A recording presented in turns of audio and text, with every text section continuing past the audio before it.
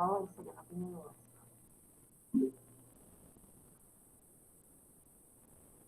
Hasta ayer habíamos visto en la célula eucariota algunos, o sea, digamos todos los componentes específicos de la célula eucariota, como son el núcleo y características puntuales de la membrana y de la pared, pero habíamos comenzado con una de las organelas que eran los ribosomas, ¿sí?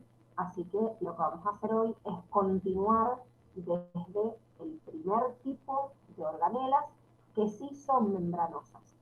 A diferencia de estos ribosomas, que como dijimos eran organelas no membranosas y por eso no solo están presentes en la célula eucariota, sino en la célula procariota también.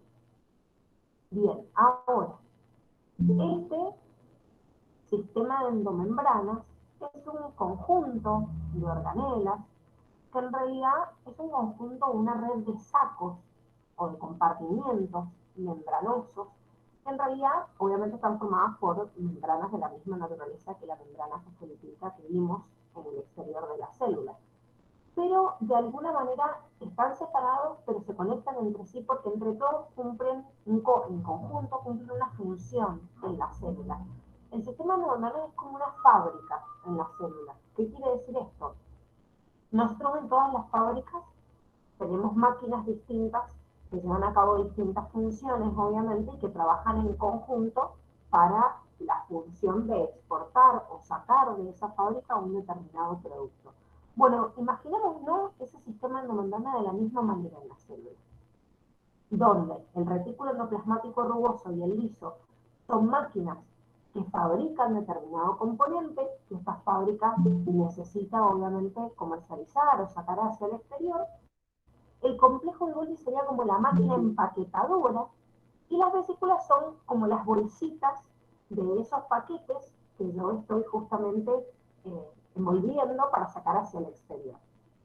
Es como decirles, a ver, si yo tuviera una fábrica de chocolates, tengo distintas formas de comercializar ese chocolate. ¿Sí? Lo puedo sacar al exterior, por ejemplo, como bombones, o como chocolate en rama, o como lo que sea.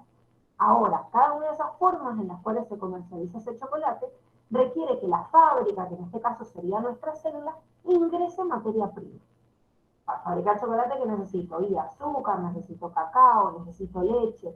Bueno, ¿qué necesita la célula para que esta fábrica funcione? Y que yo le meta aminoácidos, que le meta monosacáridos, que le meta ácidos grasos, o sea, todos los componentes básicos o moléculas esenciales básicas que nosotros ya conocemos porque ya definimos. Entonces, el retículo endoplasmático rugoso, con esa materia prima, sintetiza proteínas. El retículo endoplasmático liso sintetiza lípidos. O sea, que sería como la máquina que con toda esa misma materia prima secreta bombones y la otra, en cambio, se encarga de fabricar, no sé, tabletitas de chocolate o chocolate en polvo. Una vez que cada una de esas fábricas elabora un determinado compuesto orgánico, el complejo de Golgi es la máquina empaquetadora. Yo no le puedo dar, o sea, vender hacia el exterior ese chocolate y tirárselo en la mano a un cliente. Tengo que hacer una bolsita, una cajita o algo para entregarlo. Esto es lo que hace el complejo de Golgi. Pone esa bolsita en el cual empaqueta ese producto y las bolsitas con las cuales salen al exterior serían esas vesículas o vacuolas. Esta homología yo siempre se las pongo con esta fábrica o con cualquier otra fábrica para que ustedes entiendan que en realidad este sistema de membranas cumple una función fundamental en sacar cosas en la célula. O sea que cuando yo estoy hablando de la síntesis a través de estos retículos, o se queda en la membrana, porque en toda fábrica obviamente, qué sé yo, si yo soy uno de esos empleados de la fábrica de chocolate y trabajo ahí, de repente no va a tener sentido que yo vaya a comprar chocolate en otro lugar si lo puedo sacar como el mismo empleado de la fábrica, lo puedo sacar ahí a un menor costo. Bueno, la célula necesita algunos de estos componentes que la propia fábrica secreta y se quedan adheridos en la membrana. Pero la mayoría de las células que tienen mucho sistema de endomembranas es porque justamente necesitan exportar mucha cantidad de sustancias. Vamos igual a meternos en cada uno de estos y a compararlos. Los retículos, como les nombré recién, serían como nuestras máquinas que fabrican componentes distintos. Son una red de sacos aplanados con tubos interconectados entre sí y y como dijimos que el retículo endoplasmático rugoso sintetiza proteínas y el lisolípidos, va a haber más abundancia de uno y otro, dependiendo en dónde, o sea, en qué célula se encuentre. Esta imagen es una imagen representativa de esta red de sacos aplanados en donde muestra el retículo rugoso del retículo liso. ¿Por qué se le llama rugoso al rugoso? Porque tiene ribosomas adheridos. Como nosotros ya sabemos, los ribosomas se encargan de la síntesis proteica. Entonces, justamente por eso decimos que la función del retículo es la síntesis proteica, porque al fin y al cabo son los ribosomas adheridos los que cumplen con esta función. Y siempre el retículo endoplasmático rugoso está a continuación de la envoltura o membrana nuclear, y después de este retículo rugoso se continúa el liso. Siempre anatómicamente están dispuestos de esta manera, aunque haya obviamente más abundancia de uno u otro en determinadas células. Entonces, ¿cuál es la función del retículo rugoso? La síntesis de proteínas de exportación o de membrana. O sea, se quedan adheridos en la membrana. Sin embargo, la función de los lípidos, del retículo liso, perdón, es la síntesis de lípidos, y estas dos funciones son funciones anexas que hay en determinados tipos de células en los cuales es mucho más, digamos, importante este funcionamiento. En el caso de nosotros, o sea, de los seres humanos, las células de nuestro hígado, que se llaman hepatocitos, se encargan de este proceso de desintoxicación y además de esto, de la glucogenólisis. Solo las células de nuestros hepatocitos y algunas células musculares, como musculares esqueléticas, también hacen glucogenólisis. ¿Qué quiere decir esto? Que generalmente el retículo endoplasmático liso sintetiza lípidos, pero hay en células en donde tiene estas funciones acopladas y donde por ahí va a ser más importante. Las células de nuestro hígado cumplen una función importantísima en la desintoxicación de sustancias tóxicas en el organismo, pero además participa en la regulación de la glucemia y en el metabolismo de los lípidos también. O sea que cumple las tres funciones y es importantísimo. Sin embargo, en una glándula, como les dice acá, una glándula que produce hormonas esteroideas, como el ovario, el testículo o la glándula suprarrenal, se va a encargar mucho más de la síntesis de lípidos y no de las otras dos funciones.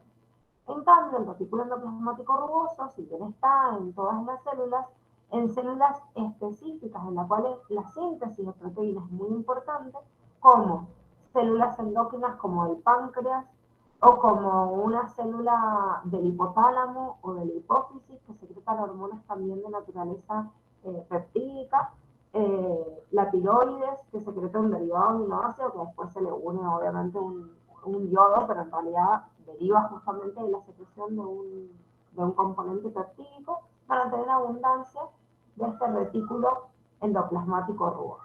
¿Sí? De acuerdo a su función, es obviamente la abundancia de esta organela que va a tener. Bien, hablamos de este complejo de Golgi. El complejo de Golgi dijimos que era nuestra fábrica empaquetadora. Es nuestra fábrica empaquetadora porque tiene bolsas y cisternas que se encargan de generar estas bolsitas aplanadas. Bueno, acá tienen una imagen, creo que no les puse una más. Ah, sí, tengo una más grande. Fíjense que al revés de las otras, digamos, de la disposición de los otros sacos, era como un vaivén nada más, pero que envolvía desde el núcleo, esto hace una red, o sea, un achatamiento de un pliegue de esta membrana, fíjense que forma como un arquito y lo achata, y genera estas bolsitas en los extremos que se ven acá, que después se desprenden en forma de vesículas. Entonces yo tengo cada uno de estos pliegues que le llamo cisterna, ¿sí? Que está señalizado acá, y cada una de estas cisternas tiene en el extremo este ensanchamiento que se termina transformando en lo que vamos a conocer como vesícula. Esta máquina empaquetadora, que es nuestro Golgi, no solo hace un centro de compactación y de modificación de la sustancia, sino que hace agrega un detallito a esas sustancias que secretó, que puede ser un determinado azúcar. Es como ponerle un moñito, ¿sí? Vieron que siguiendo la comparación con la fábrica, dijimos que secretábamos determinadas sustancias, por ejemplo, en este caso, eh, secretar, qué sé yo, o envolver en una cajita, no sé, en unos bombones de chocolate. Bueno, el complejo de Golgi, que es la máquina, empaqueta en la cajita, pero algunas veces salen algunas cajitas especiales para regalo donde yo le pongo un moñito. Bueno, eso hace el complejo de Golgi, también le pone un moñito a ese azúcar, a ese lípido, que sería la glucosilación. O sea, le agrega una cadena de oligosacáridos o polisacáridos que se anexan a ese lípido o a esa proteína y lo transforman en realidad en un glucolípido o en una glucoproteína. Eso significa la glucosilación que hace el complejo de Golgi. Este complejo tiene dos caras para llegar después a una cisterna central. Y en esas dos caras, que son la cara cis y la cara trans, yo tengo siempre la misma dirección de las sustancias. Son las sustancias que entran por esa cara cis y siempre salen por la trans. Si se fijan en esta imagen, no es que yo pueda visualizar tan fácil. Fíjense que si yo veo el extremo cis o veo el extremo trans, en realidad es más o menos igual. ¿Cómo lo distingo?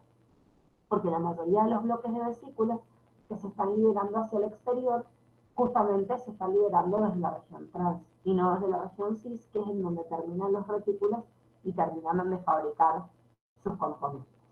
Ahora, vamos a las bolsitas en las cuales se lleva a cabo la liberación de este contenido que secretaron los retículos y empaquetó el Golgi. Estos se denominan vacuolas o vesículas, o sea que son bolsas membranosas. ¿Cuál es la diferencia entre las vacuolas y las vesículas? La realidad es que es muy difícil distinguirlas en el sentido de una definición o la otra, porque hay algunos autores que se focalizan más en decir, miren, la vamos a definir por el tamaño. Y digo, bueno, la vacuola es grande y la vesícula es chiquitita. Pero después dicen, no, en realidad tienen funciones distintas. La vesícula se encarga de transportar sustancias, o sea que es como transitoria en la célula, en cambio la vacuola almacena sustancias, se mantiene ahí en la célula durante más tiempo. Pero es medio contradictorio en el sentido de decir, bueno, está bien, la vesícula es chiquitita y transporta, pero ¿qué pasa si yo me encuentro una bolsita membranosa que transporte, pero que sea más grande? ¿O qué pasa si yo me encuentro, ya que la vacuola era de almacenamiento y grande, me encuentro también una bolsita membranosa que está almacenando pero que es chiquitita? Entonces ahí se genera una, o sea, una dicotomía entre la definición de estas dos y es importante distinguir y que cada uno tenga en cuenta, más allá de lo que dice Curtis, las especializaciones, las especificaciones, perdón, que tienen cada uno de ustedes en su cuadernillo, en odonto y en técnico, porque no toman con los detalles exactamente igual ni los ejemplos, ¿sí? A grandes rasgos yo puedo decir que las vesículas son más abundantes en las células animales y las vacuolas son más abundantes en plantas y hongos, pero recuerden que las vesículas están en todas las células en realidad que tienen un sistema de membranas y que fabrican componentes, o sea que son más abundantes en las células animales, pero no es que no existan en las células vegetales y de hongos o cualquier otra célula, ¿sí? Exceptuando obviamente moneda, que no puede tener vesículas porque es una organidad membranosa y dijimos que los procariotas no lo tienen, ¿sí? Entonces, generalmente están más abundantes en este tipo de células y si bien la vesícula transporta y a veces, si son chiquititas, también se las considera que pueden almacenar sustancias en el interior de la célula. Generalmente la vacuola tiene otra función específica y ese almacenamiento de la sustancia es por algo. O estoy guardando un nutriente, lo estoy reservando, o estoy manteniendo un producto de desecho hasta que lo pueda liberar al exterior, o estoy manteniendo la turgencia celular y lo que hago es mantener una cierta cantidad de agua, por ejemplo, en el citoplasma de la célula, como sucede en una célula de una planta o de un hongo. La diferencia también en el tamaño tiene que ver justamente con que la vesícula, si bien tiene un tamaño límite, y ese tamaño límite es más o menos de 100 nanómetros, hay una gran diferencia en el tamaño de las células, de las células que contienen vacuolas, porque a veces, por ejemplo, la gran vacuola central de una célula vegetal no está ocupando del 30 al 90% del volumen celular. O sea que es una diferencia muy grande y comparativamente distinta a esta vesícula. Acá tienen una imagen del sistema de endomembranas completo que acabamos de terminar de describir, desde la envoltura nuclear, el aparato, o sea, el retículo endoplasmático rugoso, que nos damos cuenta por los ribosomos adheridos, que acá están dibujados con violeta, retículo endoplasmático liso, complejo o aparato de Golgi, que es el que se ve en amarillo, y estoy sacando hacia el exterior las vesículas que van hacia afuera. Ahora, si ustedes visualizan esta imagen, van a ver que hay unas determinadas vesiculitas chiquititas que no se ven de este mismo color amarillo, sino que para distinguirlos las han pintado de rosado. Y les ponen el nombre de lisosomas. Los lisosomas salen desde este sistema de endomembranas, o sea que son sintetizados por este mismo sistema de endomembranas, pero la diferencia es que estos lisosomas se van a quedar en la célula y no van a irse hacia el exterior. Eso quiere decir que una vesícula que va hacia el exterior me está liberando sustancias que a otra célula le van a servir. En cambio, el lisosoma se queda en la célula y cumple una función dentro de ella. ¿Cuál es esa función dentro de ella? El lisosoma es una bolsa membranosa que se encarga de la digestión intracelular, ¿sí? O sea, es una bolsita llena de enzimas de tipo hidrolíticas, que lo que hacen es, en presencia de un pH ácido, o sea, de una concentración de protones elevada, se crea como un mini estómago de la célula, en la cual adentro se va formando todo un cúmulo muy ácido, en el cual esas enzimas actúan y degradan cualquier componente que la célula necesita, ya sea para alimentarse o para degradar ese contenido. Para que el lisosoma tenga un pH ácido en el interior de la célula, tienen bombas activas de protones que lo que hacen es que se bombee desde el citoplasma hacia el interior, ¿sí?, de esa organela. Y en realidad después yo tengo que proteger a la membrana de ese mismo lisosoma porque ese mismo ácido puede autodigerirla. Por eso les nombra una de las protecciones, que es la unión con ácido ciálico, y protegida por oligosacáridos en los mismos fosfolípidos adheridos a la membrana, para poder combinarse con esos protones y neutralizar el pH antes de que ingrese. Es lo mismo que hace nuestro estómago. Nuestro estómago tiene un pH ácido, entonces, ¿qué hace? Genera mecanismos para crear una barrera y para que ese ácido no lo autodigiera. Curtis les hace una distinción entre estos lisosomas, ya que en células de la mayoría de las plantas y de los hongos, existen también vacuolas, que serían como más grandes, con enzimas hidrolíticas que cumplen la función de la digestión intracelular y otras funciones adheridas también. O sea que ojo, porque generalmente el lisosoma es una vesícula con enzimas hidrolíticas y en tamaño es más parecido a una vesícula. Sin embargo, en plantas y en hongos, las grandes vacuolas también pueden tener enzimas hidrolíticas y sería como una homología con los lisosomas. En cambio, en las células animales, estos lisosomas pueden ser bien chiquititos, que es cuando nosotros los llamamos lisosomas primarios. Es un lisosoma primario porque es el primero, digamos, que va a cumplir la función, la primera bolsita llena de enzimas que acaba de salir del complejo de Golgi, es como un bebé lisosoma, que después se especializa en su función, que es la digestión intracelular, convirtiéndose en un lisosoma secundario. ¿Cuándo es un lisosoma secundario? Acabamos de decir que el lisosoma es el encargado de comer componentes, digamos, de adentro de la célula de afuera. Esto es lo que llamamos digestión intracelular. ¿Qué hace el lisosoma primario? Se fusiona con una vesícula que viene desde afuera o desde adentro de la célula. Entonces, la fusión del lisosoma primario con esa otra vesícula, que puede tener algún componente externo, extraño, o de la propia célula, cuando se unen y forman una única gran bolsa con las enzimas que están actuando adentro, le llamo lisosoma secundario. ¿Sí? Lisosoma primario, entonces, el que recién se ha secretado. Lisosoma secundario, la fusión de este primario con algún contenido, de afuera o de adentro de la célula. Cuando la célula se va a digerir a ella misma, o sea, un componente que no le sirve a ella misma, este lisosoma secundario adquiere el nombre de autofagosoma. La palabra auto significa propio, o sea que, y fago, en realidad fagosoma fago es comer, y quiere decir que en el soma, en el cuerpo de la célula, se está comiendo algo propio, ¿sí? Eso es autofagosoma. El lisosoma secundario de un autofagosoma es para decir, a ver, que tengo una proteína en la membrana que ya no me sirve, no está cumpliendo bien su función, entonces la elimino y chao. Tengo una mitocondria en la célula que está viejita y ya no está cumpliendo con su función, bueno, la degrada. A partir de esa degradación, obtiene algunos componentes que los puede reciclar y otros los libera hacia el exterior, ¿sí? Pero básicamente el lisosoma secundario es la fusión del primario con algo propio para llamarse autofagosoma. Y cuando se fusiona con algo de afuera, por ejemplo, hay células del sistema inmune, como los macrófagos, que se encargan de fagocitar componentes extraños, por ejemplo, una bacteria.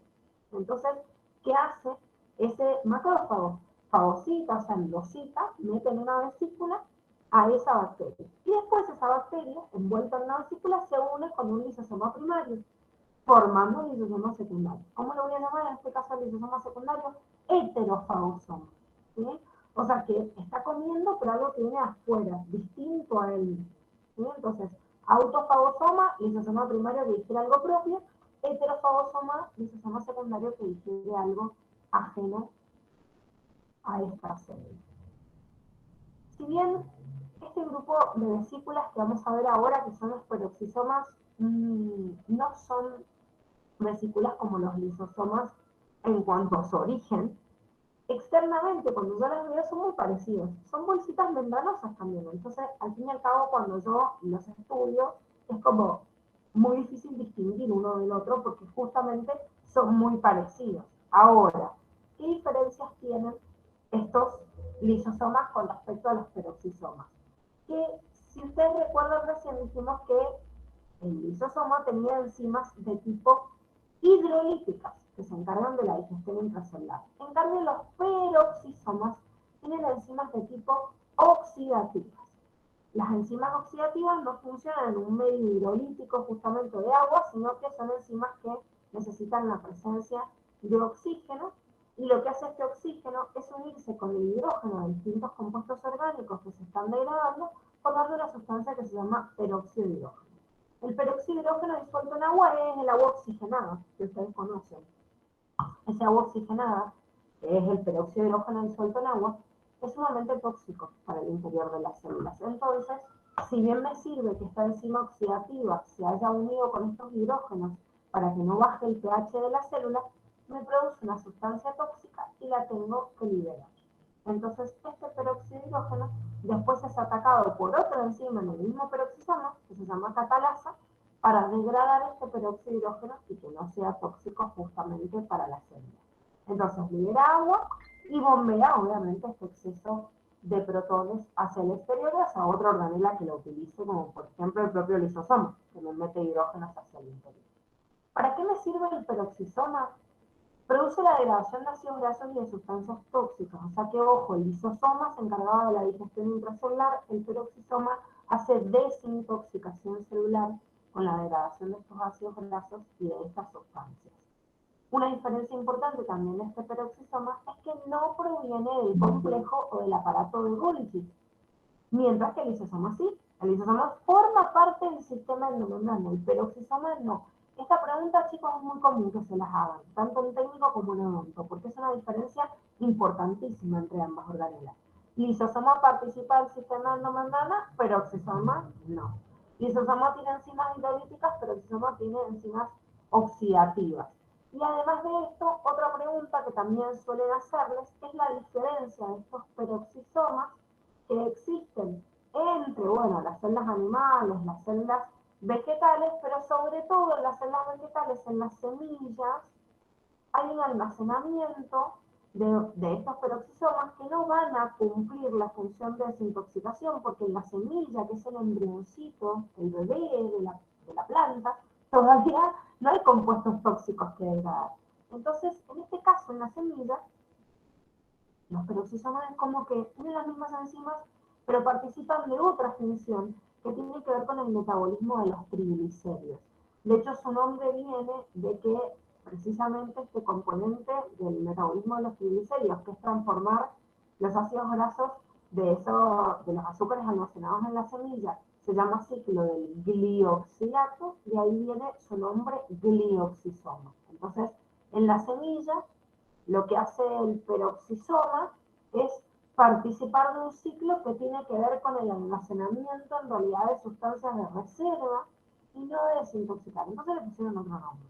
¿Sí? Ojo, esto también es aquí las ha tomado, ¿por qué? Porque el vegetal, en las hojas o en el tallo, lleva a cabo, o sea, tiene peroxisomas normales que también se acoplan no solo al proceso de desintoxicación, sino al proceso de fotorrespiración que vamos a ver en realidad en la unidad 4 para que se termine de entender.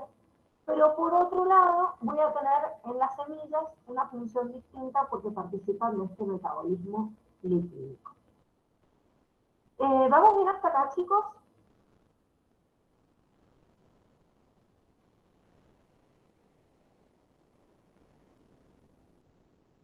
¿Sí? Bien. Profe, ¿Sí? en la parte de glioxisoma, esa, en Tecnicatura, ¿dónde está? No, en Tecnicatura sí está separado solo el peroxisoma y no está nombrado, siempre se ajusta a lo que sale en el cuadernillo de ustedes, ¿eh? Ah, bien. Bueno, Si no, gracias. no, puede ser que no te lo nombre y que te nombre después los glioxisomas cuando vemos una introducción, o sea, no los glioxisomas, sino los peroxisomas, cuando ves una introducción a la parte del metabolismo.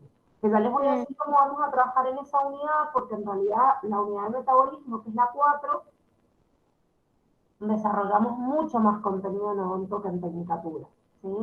Entonces, siempre ustedes ajustense, yo trato de homologar las cosas en las clases porque están cursando juntos, eh, pero ustedes siempre ajustense a la bibliografía propia, ¿sí? De su carrera, porque hay algunos puntos que por ahí lo tienen como detallito más que vuelven a aparecer en unidades más adelante y otros datos no. Entonces, para estudiar, obviamente uno se ajusta nada más al cuadernillo que tiene.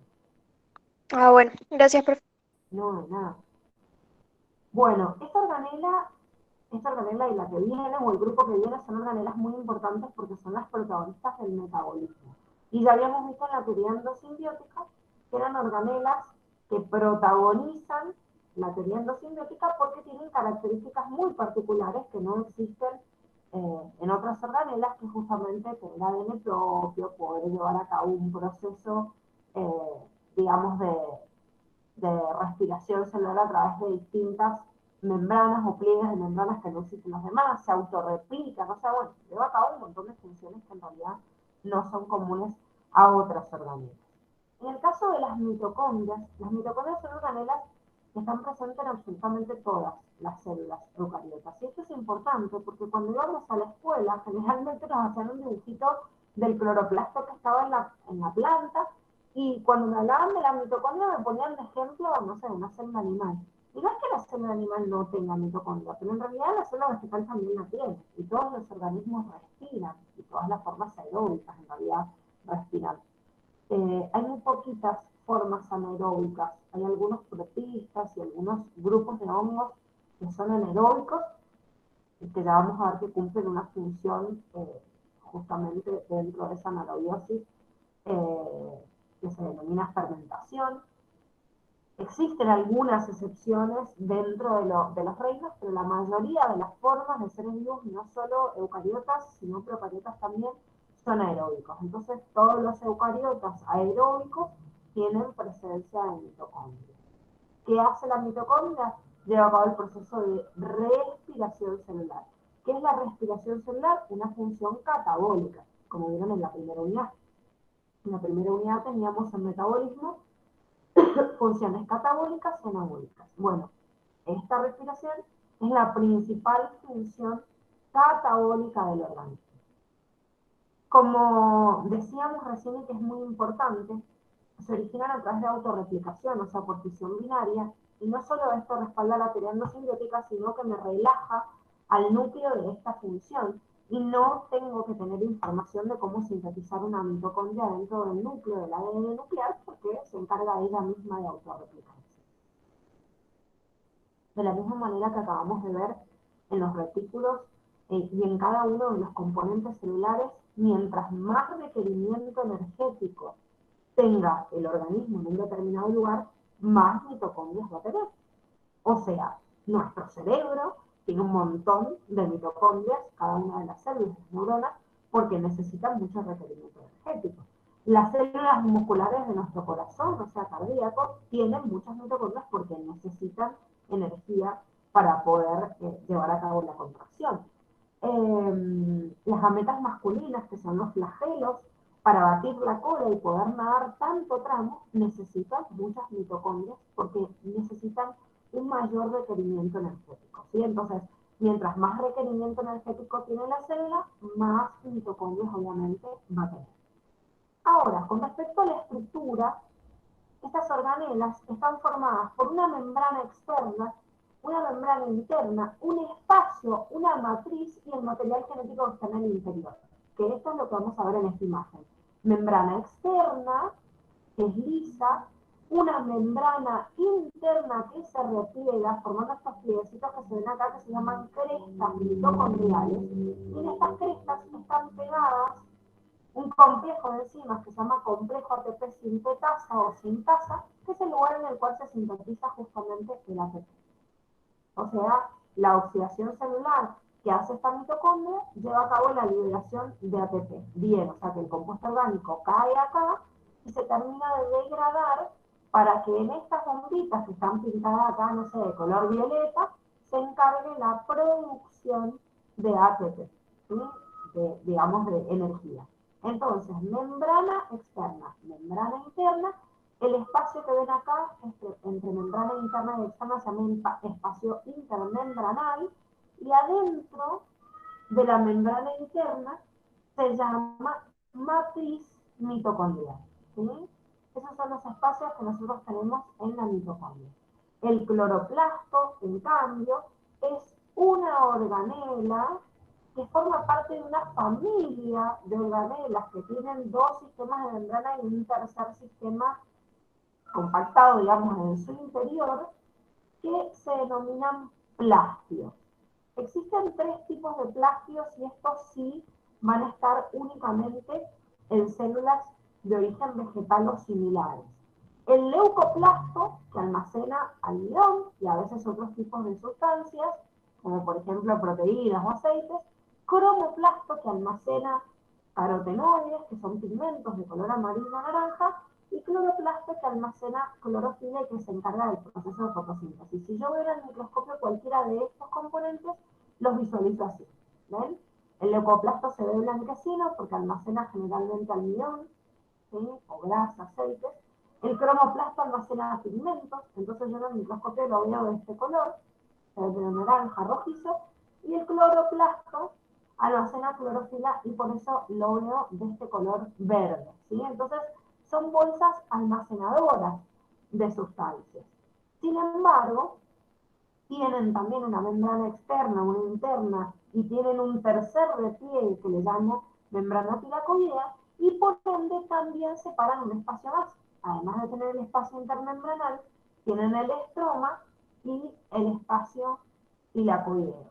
Si vemos un poquito más grande a un cloroplasto, van a poder visualizar ahora las membranas en este. Membrana externa sería esta verde que se ve afuera, membrana interna, y el tercer sistema de membranas es este, que acá han dibujado una pilita, pero está todo lleno de estas pilas de membrana replegada. Todo esto que ven acá es un tercer sistema de membranas. Este tercer sistema de membranas se llama membrana tilacoidea o membrana tilacoide, ¿sí? Entonces, membrana externa, interna, tilacoide, y dentro de cada uno de estos existe un espacio distinto. El espacio intermembranal, que es el que está acá, ¿sí? Entre membrana externa e interna, este que se llama estroma, que es distinto a la palabra estoma, que la van a escuchar más adelante. Estoma es un agujerito que tienen las plantas para poder respirar, distinto del estroma, que es el interior de la membrana interna, y adentro de la membrana, que tienen acá, que es la tilacoidea, tengo el espacio tilacoideo. La pilita de este pliegue de la membrana es lo que se llama grana. Y acá en el tilacoide, en la membrana tilacoide está pegada a la clorofila, que es el pigmento que lleva a cabo el proceso justamente de fotosíntesis, que es la función principal de esta organela. O sea que si hacemos una comparación breve entre ambas, decimos que tanto mitocondria como cloroplasto, que son organelas que participan en el metabolismo y son evidencia de la teoría endosimbiótica, decimos que ambos tienen membrana externa, un espacio intermembranal, membrana interna, nada más que el espacio adentro en la mitocondria se llama matriz, en el cloroplasto se llama estroma, y el cloroplasto tiene un tercer sistema de membranas, que sería esta membrana tilacoide, con el interior un espacio tilacoide, o sea, como un juego de membranas más. ¿Qué diferencias hay entre estas dos organelas? Que son opuestas en cuanto al proceso metabólico al cual participan, mientras que la mitocondria es una organela que hace respiración celular, que es una función catabólica por excelencia, degrado componentes, obtengo energía. En el cloroplasto se lleva a cabo el proceso de fotosíntesis, que es un ejemplo de organela anabólica por excelencia, donde hago lo contrario, sintetizo un compuesto orgánico, obviamente consumiendo energía para poder llevarlo a cabo. Y otra diferencia importante, como les decía recién, que esto estamos acostumbrados por ahí a visualizar lo que nos marcan en la escuela, como que esto está en la célula vegetal, esto está en la célula animal. No, sepan que el cloroplasto no solo está en la célula vegetal, sino en cualquier célula que sea fotosintética, por ejemplo, algunos protistas como las algas.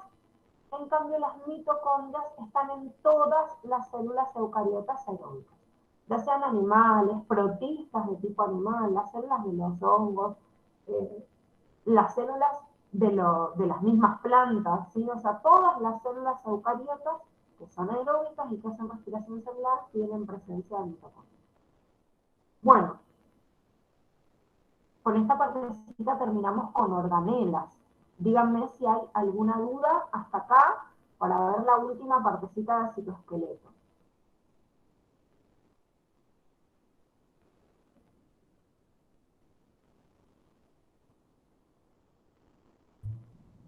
¿Ninguna pregunta, duda, inquietud?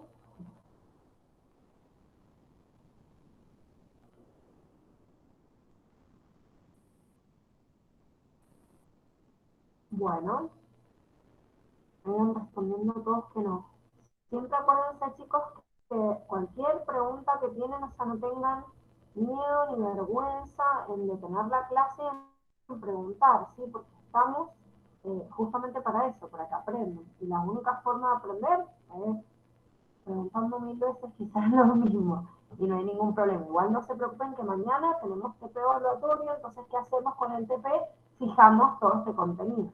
Yo, bueno, con un par de modelitos de preguntas hacemos, como hicieron en la semana pasada con Dani, hacemos un par de preguntitas, esta semana sí los vamos a tratar de hacer todos por Moodle, y después corregimos y debatimos entre todos, y ahí obviamente se van a sacar dudas que por ahí uno no se da cuenta y aparecen cuando uno está realmente estudiando o haciendo algún tipo de ejercitación. Bueno, vamos a esta última partecita que me habla de los componentes que también estaban dentro del citoplasma, pero que me queda formando una red de fibras en el interior que se llama citoesqueleto. A ver si tengo el esquemita acá. Si ustedes se acuerdan, ayer pusimos esta lámina para visualizar dentro del citoplasma qué era, y dijimos que teníamos el citosol, que contiene cuerpos de inclusión y el citoesqueleto, y además de eso, organelas y organoides microtubulares. Que hay algunos que lo agrupan acá y otros lo agrupan por separado, porque al fin y al cabo estos organoides microtubulares son una red de microtúbulos que me están formando estructuras especializadas. Entonces, ojo con esto, está descrito así acá, pero en realidad fíjense de acuerdo a la descripción que hace la bibliografía. ¿Por qué? Porque este citoesqueleto a veces directamente lo saco como parte del citoplasma y no hacen esta división de organoides microtubulares. Entonces, ¿qué vamos a ver en este apartado? Este citoesqueleto los organoides microtubulares, que algunos los describen como componentes mismos del citoesqueleto. ¿Cuáles son estos organoides microtubulares? Cilios y flagelos o cuerpos basales y centríolos. Y por último vemos un ensayito sobre cultivo de células, que es la última partecita que tienen en el cuadernillo. Nada más que esto está anexo en odonto y en técnico no. Así que bueno, en esa partecita pueden los chicos de técnico dormirse un ratito. No, igual son 2 minutos. Y que es un dato interesante.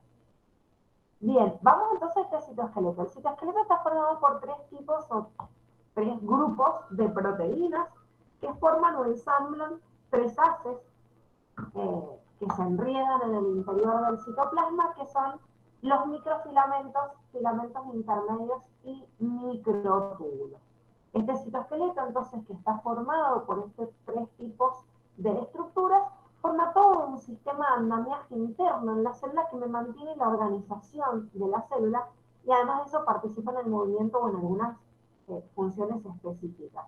O sea, forma toda una red. O sea, imagínense a la célula dentro como con una gran tela de araña, o sea, todo enredado en su interior, porque en realidad no es como la célula como unas las dibujan y vemos las organelas bien separaditas.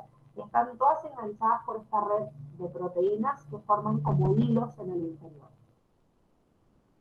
Ahora, estos 3 tipos de filamentos varían en su tamaño, en su ubicación, en el tipo de proteínas que lo producen. Entonces, lo que vamos a hacer acá es justamente hacer una división de los 3 y compararlos. Los filamentos de actina, que también se los llaman microfilamentos, son los más chiquititos. Tienen 6 nanómetros de diámetro. A diferencia del microtúbulo, que es el más grande y mide 22 nanómetros de diámetro. ¿Por qué siempre el microtúbulo y el filamento de actina miden lo mismo? Porque siempre están formados por un mismo tipo de proteínas. En el caso del filamento de actina, por la actina, ¿sí? O sea, la proteína se llama actina. Y en el caso de los microtúbulos está formado por tubulina. Entonces, siempre va a tener, como lo ven en esta imagen, siempre va a tener esta formita, el microfilamento, y el microtúbulo así. Forma como un gran tubo de estas proteínas que se llaman tubulina, y acá cada una de estas pelotitas amarillas sería una actina. Una proteína de tipo globular, y siempre es la misma en su composición. Sin embargo, en el caso de este filamento intermedio, no tiene siempre un tamaño igual, porque la verdad es que las proteínas que forman a los filamentos intermedios puede variar. Depende del tipo celular. Por ejemplo, en nuestras células externas de la epidermis es muy común uno de los tipos de filamentos intermedios en el citoesqueleto, la presencia de queratina. O sea, la queratina es un filamento una proteína de los filamentos intermedios. Pero no está en otro tipo de células. No existe queratina en otro tipo de célula, como por ejemplo parte del tejido conectivo. Entonces, la diferencia es que como a veces tiene un tipo de proteína, a veces otro, dependiendo del tipo de proteína, obviamente va a ser el diámetro que va a tener. Por eso no tienen un diámetro fijo como los demás. Si ustedes se fijan acá, se ve la diferencia de estas proteínas que son fibrilares.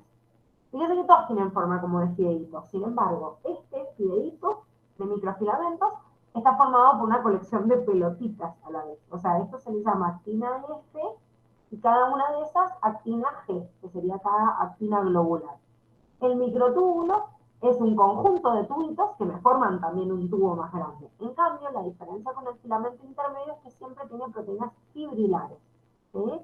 En realidad, esta imagen está bastante simplificada para que ustedes puedan visualizarlo, pero el filamento intermedio es un tetrámero de proteínas fibrilares. Y se los digo porque en esta imagen se ven 3, no se ven 4. O sea que serían como 4 fideitos que están enroscados, pero que cada una de sus hebras es como un fideito. No como este microtúbulo o filamento actina, que son una pelotita, ¿sí?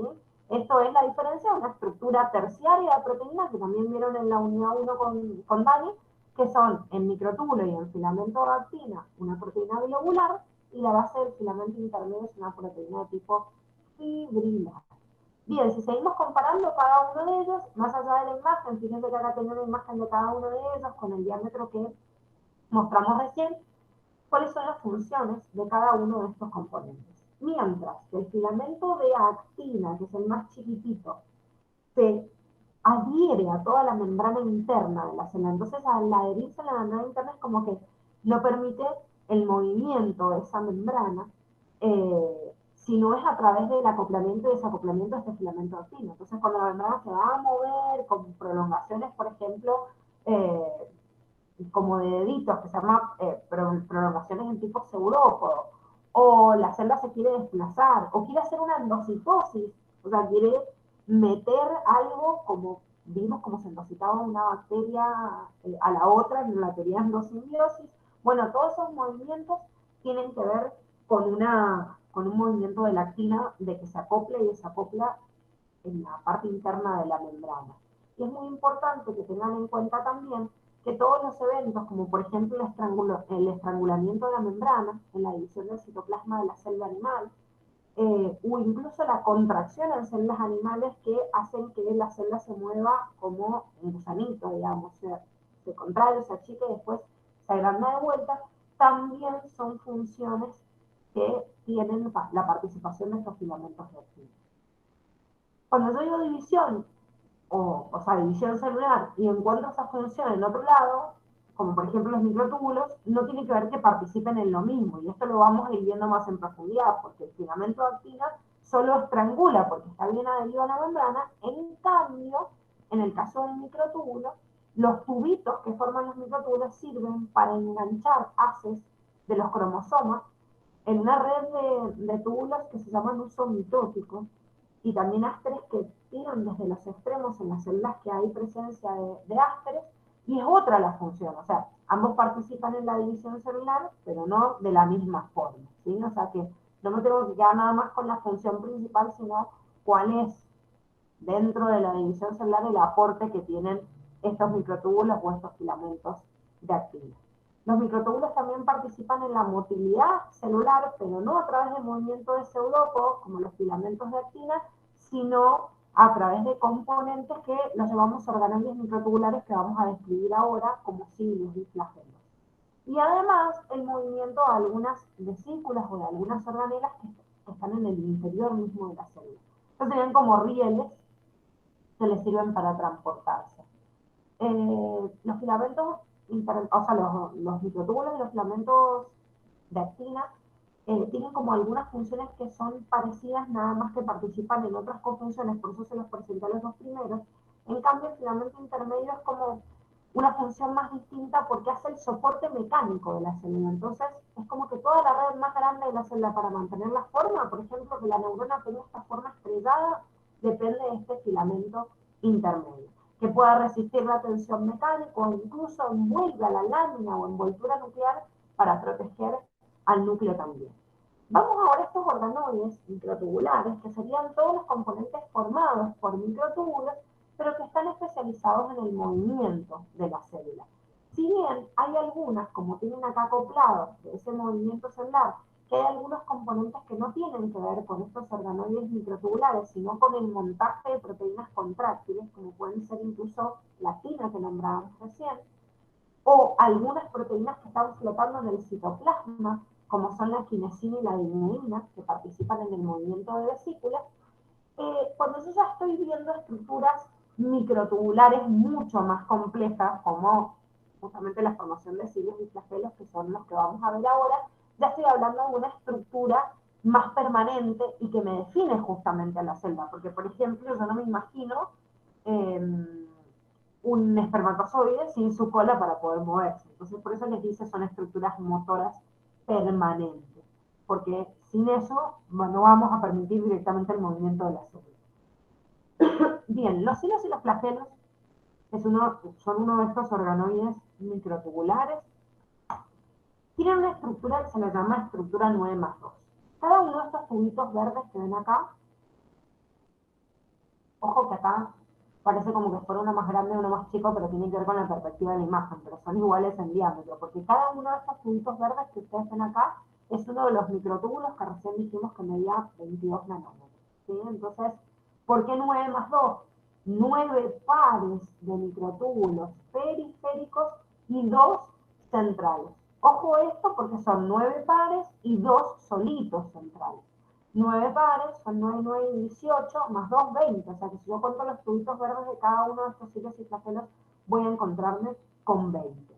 Lo que está pintadito acá, en azul, se llama proteína radial o rayo, y es lo que hace que se unan los pares periféricos a los centrales, y en estos, en realidad, en ese brazo, que está de color rojo, existe una proteína que se llama dineína, de la misma forma que estaba acá la dineína citoplasmática, esta se llama dineína flagelar o dineína ciliar, y es una ATPasa, significa hidroliza ATP, quema ATP, para que este cilio o flagelo se pueda mover.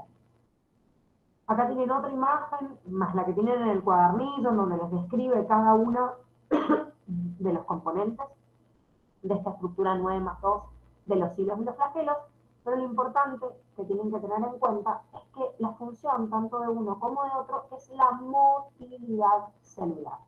Bien, entonces, ¿qué diferencia hay entre uno y otro? ¿Participan en la motilidad? Bien. ¿En qué se diferencian? Los cilios son cortitos y numerosos, son todos estos pelos que están viendo acá alrededor. Este es un organismo unicelular que es un ciliado. Son cortos y numerosos, entonces, ¿qué hacen esto? El batir de esos cilios hace que se muevan rápidamente y que por ahí puedan también mover algún componente en la superficie celular. En cambio, los flagelos son largos y casi únicos. En este caso es único o a veces son escasos. Tengo uno en un extremo, otro en el otro. Y sirve también para la motilidad, pero en forma de látigo. O sea que el cilio hace esto. O sea, se mueve de esta manera, como un remo. En cambio, el flagelo hace este movimiento, ¿sí? Como el látigo. Entonces, el movimiento flagelar y ciliar es distinto. No cumple exactamente la misma función, porque, por ejemplo, si yo tengo todo el tapiz interno del sistema respiratorio, no me sirve nada tener flagelos, porque las células del sistema respiratorio no se pueden, no se quieren mover. Lo que quieren es mover así los pelitos, que son estos cilios, para poder barrer todos los mocos y que no vayan a parar al pulmón. Entonces, de acuerdo a las funciones uno y otro, pero si yo analizo, en realidad la función general es justamente eh, el movimiento de la célula. Ahora, hay otras estructuras, como los cuerpos basales y centríolos, que tienen una estructura 9 más 0. ¿Qué es 9 más 0? En este caso sería 9 tripletes y 0 central. Y yo digo, ¿pero por qué 0 si estoy viendo un punto negro? Pero ese punto negro muchas veces es una proteína de conexión. Fíjense que acá en esta perspectiva no se ve. Fíjense acá tampoco se está viendo en esta imagen, no tiene nada central, sino que pueden tener únicamente una proteína de conexión. Ahora, a diferencia de los hilos y flagelos, los cuerpos basales y centríolos comparten su estructura 9 más 0, pero la función es distinta. Mientras que el corpúsculo basal está en la base, a ver si lo tengo acá en una imagen, si está en la base del cilio del flagelo y le permite armarlo, ensamblar después esta estructura 9 más 2, esa es la función de un cuerpo basal, el centríolo son dos parecitos de bloques como se ven acá en esta imagen, que se ubican de forma perpendicular cerca del núcleo de la célula, en la célula que lo tenga, y que organizan la división celular. Obviamente lo vamos a ver también más adelante. Entonces, cuerpo basal y centríolo me ensambla un uso mitótico, un cilio y un flagelo, perdón, y el centríolo está para la formación del uso mitótico en una célula en la cual va a entrar en un proceso de división celular. Bueno, y como les digo, el último apartado, que era muy chiquitito, les habla en realidad para que lo lean como anexo nada más sobre el cultivo de células, porque es una herramienta fundamental para todo esto que acabamos de ver. Acabamos de terminar una unidad de células y sin entender cómo hacemos en el laboratorio para aislar estas células, para obtener esos componentes, para generar un medio de cultivo específico, no podríamos haber estudiado todo esto que sabemos. O sea que todo el tiempo en todos los laboratorios biológicos del mundo se están haciendo cultivos de células en las cuales yo preparo un ambiente óptimo, trato de simular de forma artificial lo que naturalmente existe en las células, dándole un nutriente para que crezcan, una temperatura óptima, un pH que sería la concentración de protones óptimo, la humedad, la concentración de oxígeno, de dióxido de carbono, para que puedan, obviamente, prosperar, y yo trato de simular de la mejor manera posible lo que hubiese existido en la realidad para poder manipularlos después. Existen básicamente dos tipos de cultivos. Una que se le llama cultivos primarios, y es el primer cultivo que yo hago cuando las células las saco, o sea, es un cultivo in vitro de las células, o sea, de las primeras células que saco, sin romper o disgregar tanto el tejido, o sea, que son las que son originadas principalmente por los organismos. Por ejemplo, el hisopado que nos hacen, no sé, para extraer no solo ahora por COVID, sino para detectar una angina, para detectar una infección, o un hisopado que le hacen a un bebé, no sé, la materia fecal, o sea, un cultivo en la materia fecal, son cultivos primarios. Son muestras de las células que directamente salieron desde el organismo. Sin embargo, además de este cultivo primario, se utilizan líneas celulares que muchas veces son clones de ese cultivo primario o un subcultivo a partir del primario, extiendo eso y hago clonación de esas células, que esto también se hace para líneas de investigación. O sea que los cultivos primarios se usan más en medicina, y después este cultivo primario ayuda a extender a líneas celulares secundarias para indagar más en la investigación y descubrir, bueno, otros eventos que también no solo aportan al área de la salud, o sea, para el paciente, sino también en la innovación de un montón de otras ramas, que se son en la farmacología, en la microbiología, y bueno, un montón de líneas biológicas en paralelo. Bueno, chicos, con esto sí llegamos al final de la unidad 2. Díganme si tienen alguna pregunta o alguna duda. Igual recuerden, obviamente, que mañana vamos a hacer el TT para poder profundizar si hay alguna duda, pero díganme ahora de lo que